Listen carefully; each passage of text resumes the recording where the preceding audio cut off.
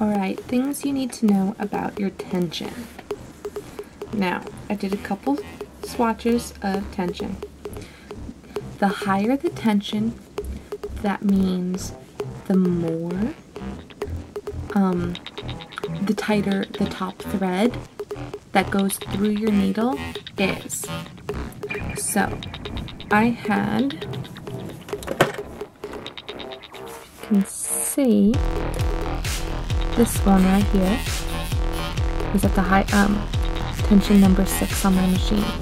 I changed the bobbin thread so you could see the orange little dots.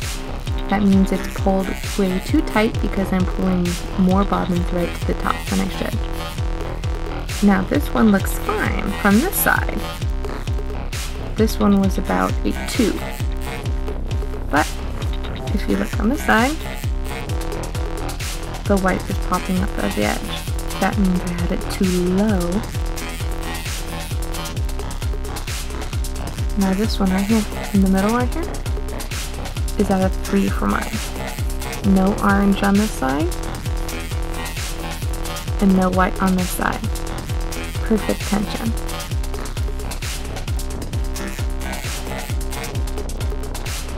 Alright, what we are going to do next is, now I have an overlock machine, which is also known as the serger. Now before I had that, for all my years growing up, what we did to prevent the fraying on the edges of wovens is we zigzag the edges. Simple. Now we have, you will want a foot. Let's see if I can get this off. There's a wide opening like that. Enough room for your needle to move back and forth in the zigzag motion.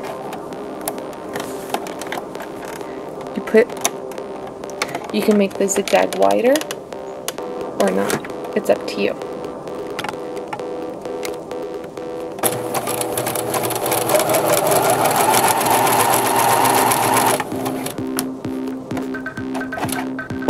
If you ever lift up the foot while you're sewing, I got a thread caught.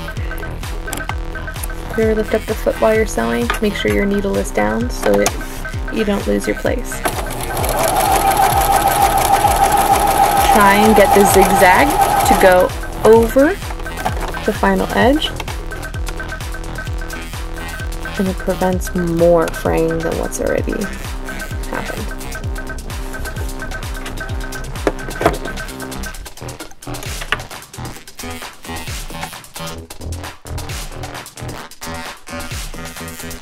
Next, what we're going to need to learn is a buttonhole. I recently just learned this myself on this machine. Now, I have a specialist. My machine is an automatic buttonhole. Most machines can do this now. There is a button on mine that looks like a buttonhole. You can see what my LED screen says. See, it looks just like a buttonhole. This right here is how much of a length I want, how big I want it in centimeters. I'm going to go with 17. First, we switch our foot. Mine just pops out, others are different. This is what my buttonhole foot looks like. This hooks up to the, and it moves. Just pop that right on. Oops, I have it backwards. Now this is also part of my specific machine. Not all machines have it. Just slides right in the back.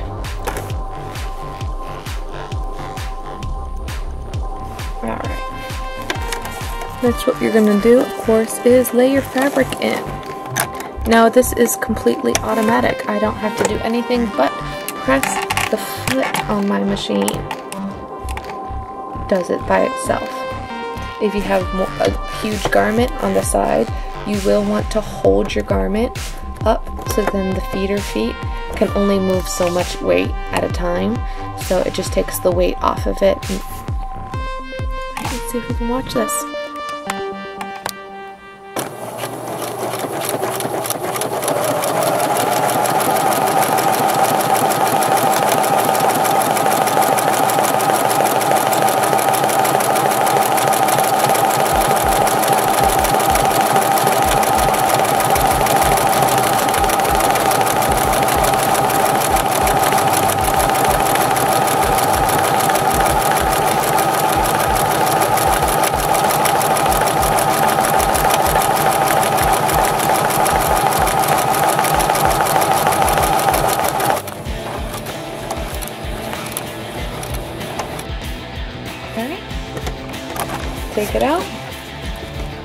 and cut as usual.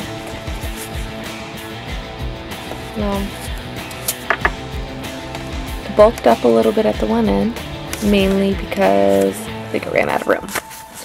Now, what you would do is you would stick your seam ripper in the middle to start a hole.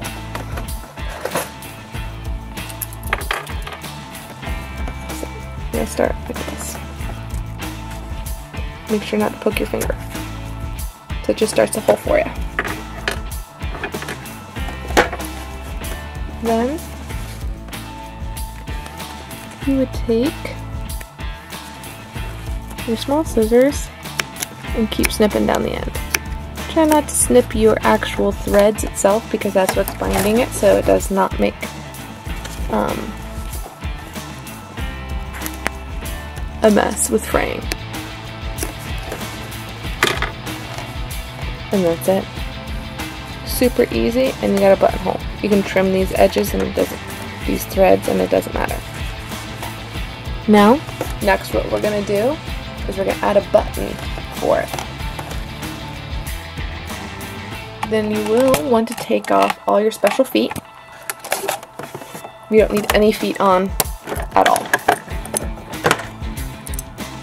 I have a special button, again, just for buttons, but an easy way to do it is just a zigzag stitch as well. The one trick for this is you do not want your feeder dog to work. The one that normally pulls your fabric through for you. Mine is located in the bobbin casing. And turn it right off. Then, obviously you're going to want your button. Gotta close this back up.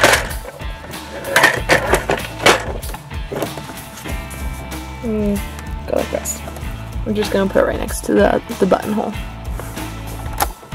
I'm going to place your foot down right next to the circles. Now what I do is I go slowly to make sure that my needle is going to fit right in. It goes down a couple times in the same hole just so then it doesn't unravel the threads once you cut the trim.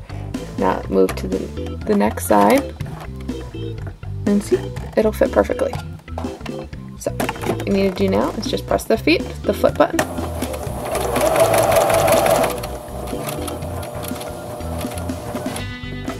And that's your button. Super easy. Snip the edges, front and back. And you have a button. And a buttonhole. You can make anything.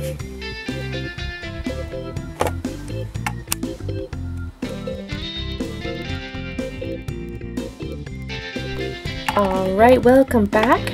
We are going to learn ruffles today. Now, there's really easy ways to do ruffles. It's actually super duper easy. I will teach you two different ways. The first way is what I grew up with. First, take your eyes to my screen. Remember how I said this is our stitch length? When you want to make ruffles, you want to make the biggest stitch you can. Always a 6. Come back over here. Now, we are going to just stitch a straight line with our very large stitch. Remember, no pulling or anything. The feed dog will take it by itself.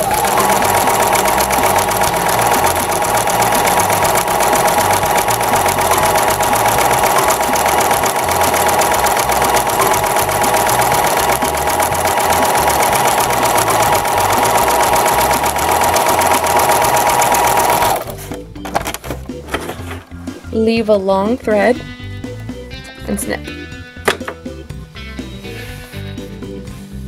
Alright, you can see how large those stitches are. So now since I have 2 different colored threads, this will make it easy. Move back so you can see what's actually happening. You want to take your bobbin thread and pull. You have to be very careful as not to pull too tight, or you can break your thread. Then you have to start all over again. Now this is how I learned how to do it. See? Perfect little ruffles. Now I'm going to teach you how I do it now. So much easier for me personally. It takes a little bit more thread, but it's worth it. Now the second kind of ruffle. You are going to want to switch to a zigzag stitch. Keep it at the, I try and widen my stitch a little bit, just like you did with your basting stitch, just a wider zigzag. Then, another thing you use, floss. I know, weird thing to have in your little list of stuff. So you take your floss, put it where you're going to be zigzagging, underneath. See here. Probably easier not to have a waxed, but that's all I have in my house right now. Now, what you're going to do is just zigzag over it.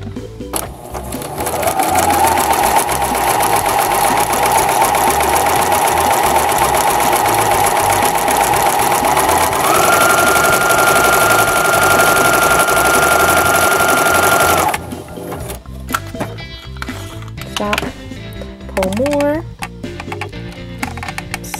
If I can get a better view for you.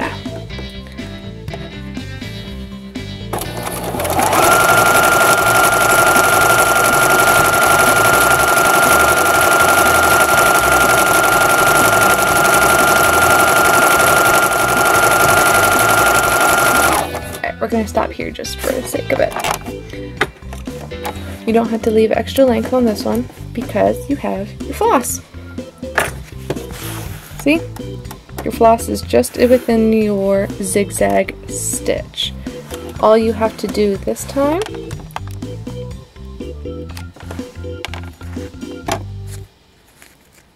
take your floss. See? A lot less chance of breaking your, because you don't have a thin thread. See how much faster it gathers? Yeah, pretty ruffles.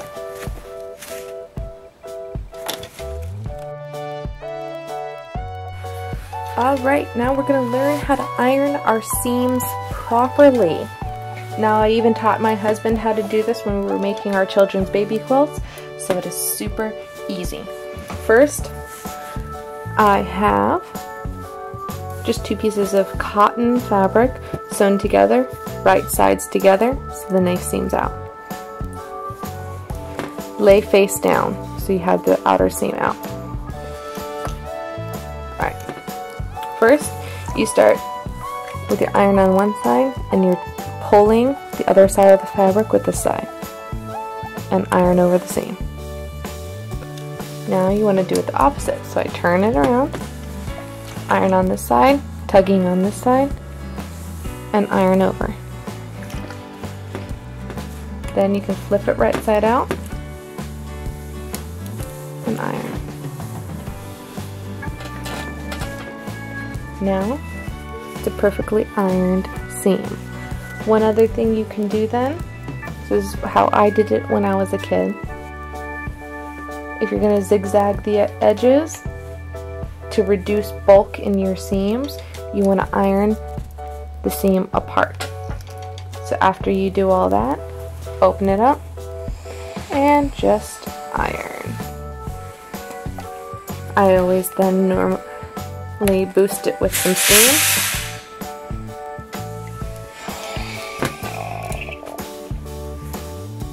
And it's good to go.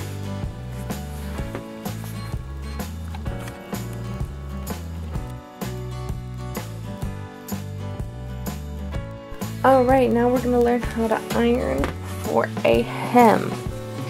Now, I have our magic tool that I told you we needed in the first place. We start out like this. Now what you're going to want to do, most things need a 1/4 inch turnover hem first. So you're going to turn it like this. Make sure it's a 1/4 inch. And start ironing. I normally leave my iron face down since it doesn't stay there long. And keep moving and measuring at the same time.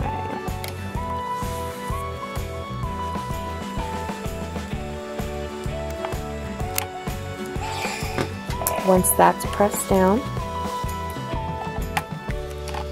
then we are going to say we're going to do a 1/2 inch hem.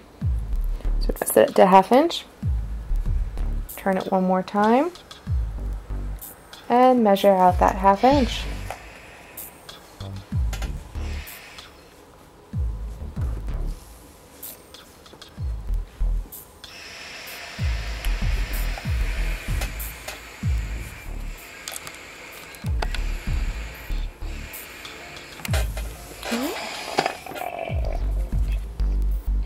Now we're going to take it to our machine. Now those are the most basic stitches that you will probably be using for most of all your other things.